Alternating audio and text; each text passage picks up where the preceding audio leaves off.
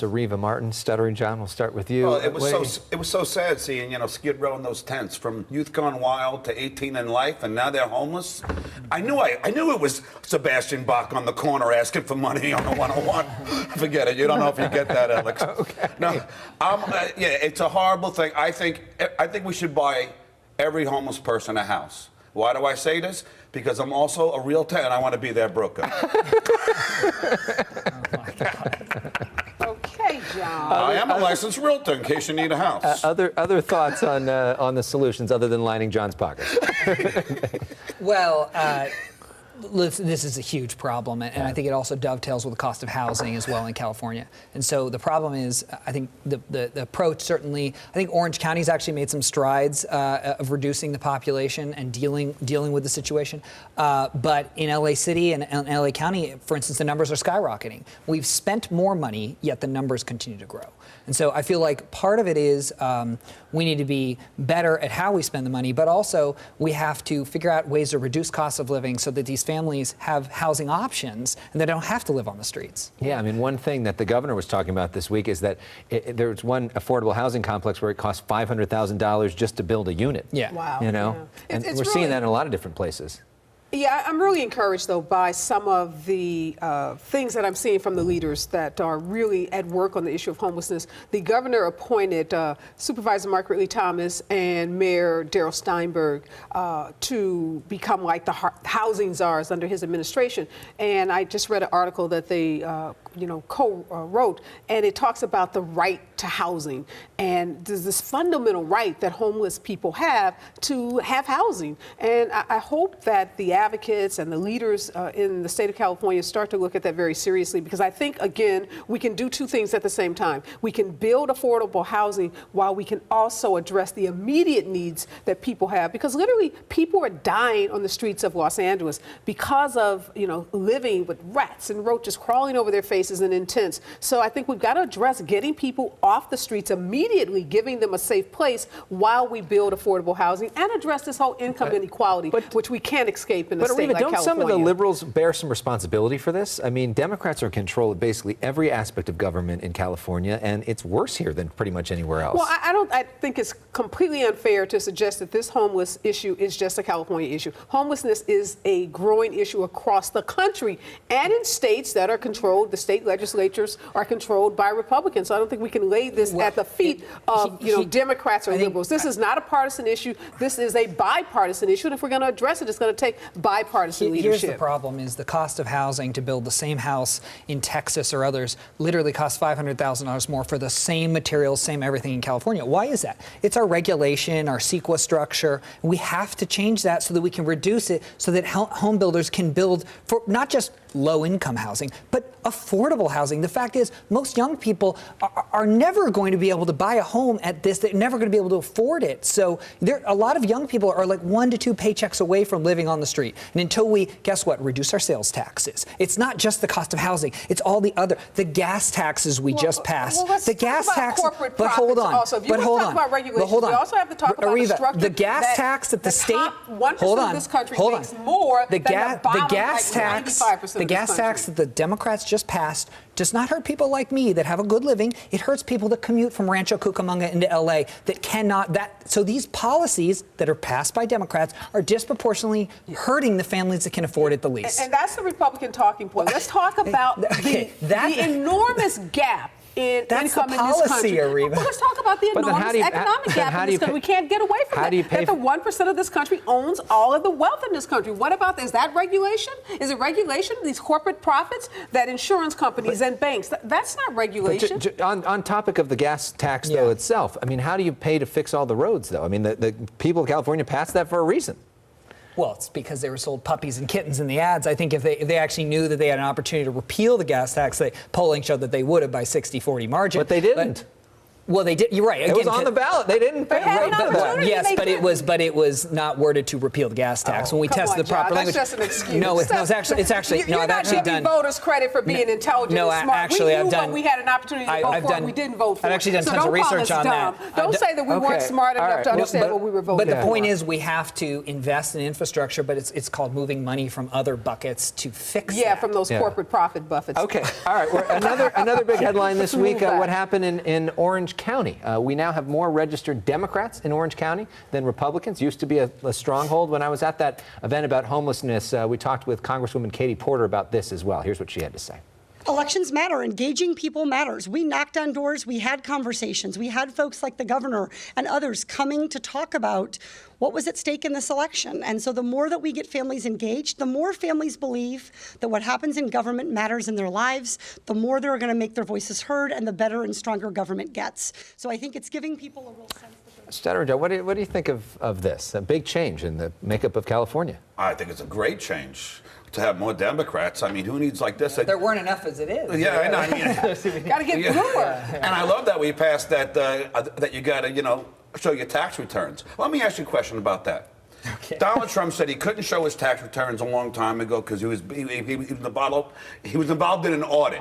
The audit can't still be going on. Why won't he release the tax? What is he afraid of? You'd have to ask him that. No, I'm but asking you. The point is, you seem to do a lot of research. look, hold on. If this is if this is a great issue, take it to the ballot box and vote him out. But don't try to suppress. Well, Donald Trump is suing California Don't try now. to suppress the Republican vote in the state of California by disallowing him. By the way, it's going to get kicked off the lawsuit's going But to get I'm saying, why? But what does he have to hide besides his dealings with Moscow?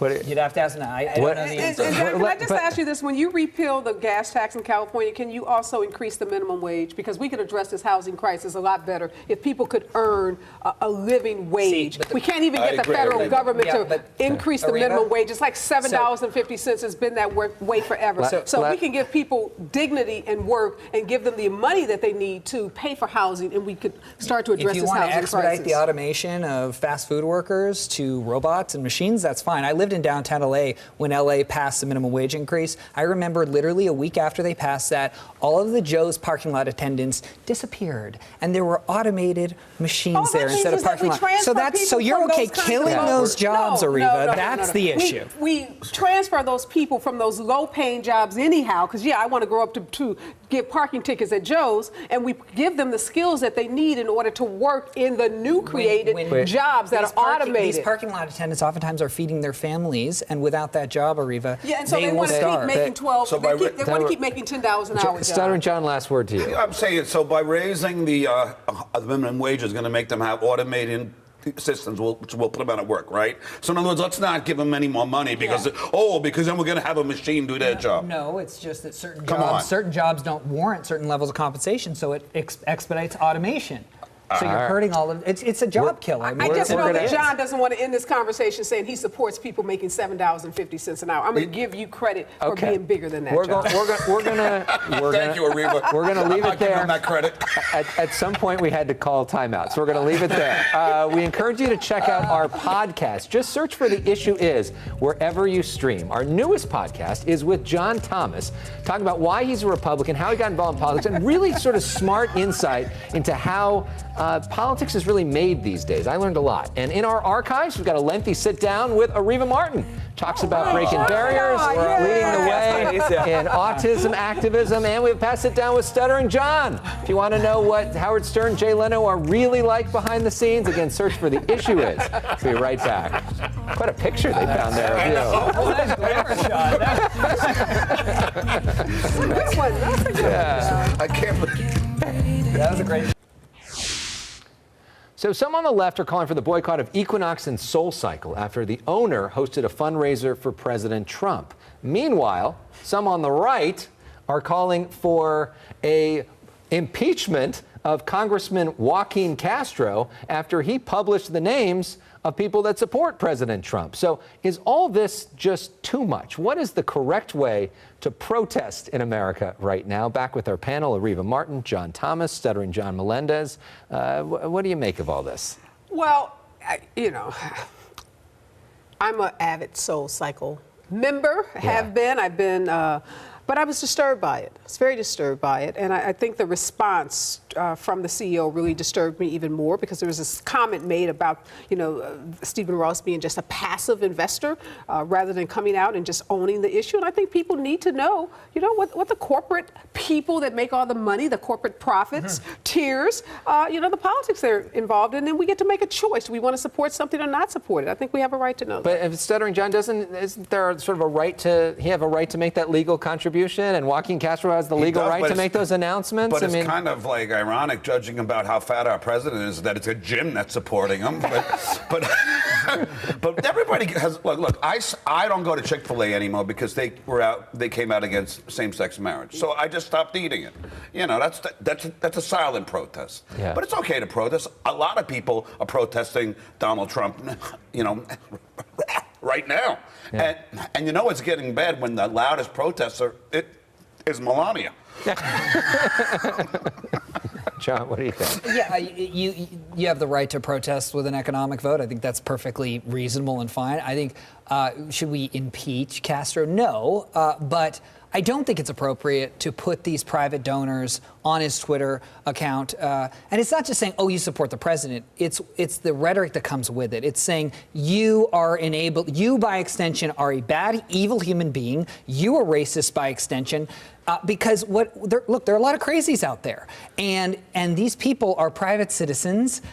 Don't put them on blast in that sense. That publicly available data that anybody can search? Alex, it's a totally different animal for me to go into the bowels of the FEC's website to find that versus a popular Twitter account and associate the words racism, evil human beings. That's a different animal altogether. First Amendment right. He has the absolute right to voice his opinion. He does have the right, but just because he has the right doesn't mean he should. No, but he has the right to do it, and that's in his discretion. Yeah. And his voters in his district will either support him for what he's doing, or, as you said, they'll use their vote to I agree, but I don't think that's the proper way to do it. And speaking of voters judging things, Joe Biden, right now the Democratic frontrunner, made another gaffe this week. Here it is. Poor kids are just as bright and just as talented as white kids. Wealthy kids, black kids, Asian kids. No, I really mean it, but think how we think about it. So that didn't go so well. But yet he's the front runner, especially with black voters. Check this out. We want to show you a poll from Quinnipiac University. It shows they're standing with African-American voters right now. Joe Biden at 47%, Elizabeth Warren at 8%, Kamala Harris at 1%. What do you make of that? Ask the black woman on the panel. As a supporter of Kamala Harris, I just had to do that because I'm working on my stand-up. Obviously, I have. But here's the deal. Polls are like roller coasters. They go up, they go down. After a good debate performance, we saw Kamala Harris's, poll numbers shoot up really high. After the last poll, Biden, the pundit said that he held his own. He did well, so his poll numbers went up. What we do know is that African-American voters are giving more money, more financial donations to both the Harris campaign and the Cory Booker campaign. And I believe ultimately, as the race continues and Harris continues her great debate performances, as she continues to, talk to voters across this country, that we'll see those numbers increase. And in our Issue Is podcast, you explain why you think Harris will go up a lot with African-Americans. Yeah, I mean, it's undeniable. I think it's really just a reflection of low name recognition at this point. She is going to grow. She can speak to that community with credibility. However, I think she will have some problems as Booker and others contrast her with some of her things that she's done with marijuana prosecutions and others. But look, inevitably, she's not going to be at 1%. Yeah. And the thing is that Biden is going to be hemorrhaging that support. So his 47 is going to go to other candidates. And last word, John, what do you make of the Biden blunder? Well, poor kids are as smart as white kids. Well, all I'm going to say is, and all of those kids are smarter than Joe Biden. But but I support Joe Biden, but it's a gaffe. And it's not nearly as bad, John, you have to admit, as saying that we conquered the airports in the Revolutionary War, okay? All right? But here's the issue. Alex said it was another gaffe, and that's the concern, is how many of these can he sustain? Well, how many can Trump do? The president has like 1,200 a day. I know. Because the question here has Biden lost his fastball in enough that he can defeat Trump in a general election? The numbers show that not only can Biden, but Harris President Warren and so many of the top Democratic candidates can beat Trump in a general election. can't Well, lose. we didn't have a whole lot of unity on this show, but I do want to bring us together with some music. So cue that, because this is